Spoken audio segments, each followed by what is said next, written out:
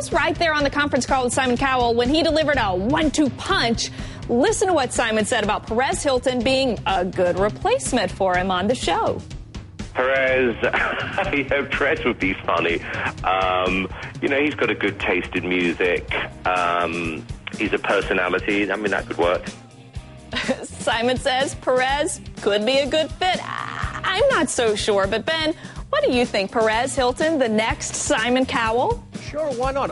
I've been friends with Perez for almost 10 years, and I know that he's passionate about music. He loves supporting the work of new artists. He was instrumental in breaking acts like Lily Allen and Mika in America, and he loves the business, so I think he'd be perfect for it. Of course, he's very feisty. They might have to keep him on a tight leash because he loves getting into fights, but I think he'd be the perfect replacement.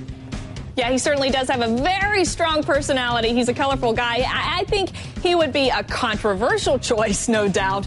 But I had to ask Simon who his dream replacement would be. Listen to what he told me. You've just got to find somebody who can actually make a difference to the contestants, who's not afraid to speak their mind, who's prepared to be honest and occasionally blunt, but not to be gratuitously rude. I'm really getting tired of all of that now.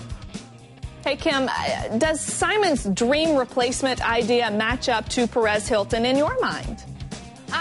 Perez would be a good choice in the sense that he understands pop culture, and now, probably more than ever, the music industry, you have to know how to market yourself as well as be a good musical talent, like Adam Lambert, like Lady Gaga. So in that sense, it makes sense, but I think Simon was right when he said you need someone who understands the music industry, has had success in the music business, and you can't look for someone to just replicate Simon. You can't just look for someone to be gratuitously mean who has a British accent, because that's not going to work. Right. You need someone who has their own personality. How about an Australian accent? Simon is going to be really hard to replace. And during that same phone call, Simon addressed the reports that shock jock Howard Stern was a leading contender to replace him. Listen to what Simon said about that.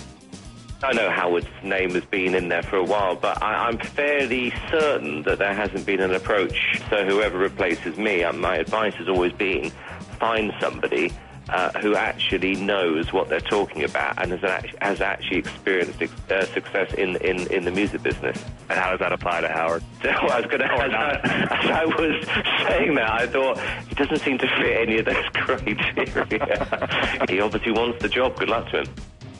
Simon says, raise your right hand, repeat after me, Howard, a no-go on American Idol, at least for now. But it seems to me Howard's got a pretty strong following. He seems to kind of want the gig at times. Ben, could Simon just be playing the you gotta watch to find out game, or do you think that Howard is truly out?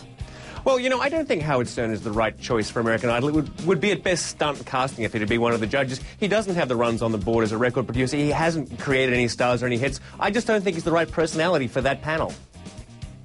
Kim, what do you think about that? Do you think Howard would be a good fit, or do you think, like Simon said, maybe not so much? I mean, obviously, a personality, he would definitely get people to tune in. But I always thought that, if you thought one bikini girl was bad last season, can you imagine how many bikini girls would show up if Howard Stern was the judge?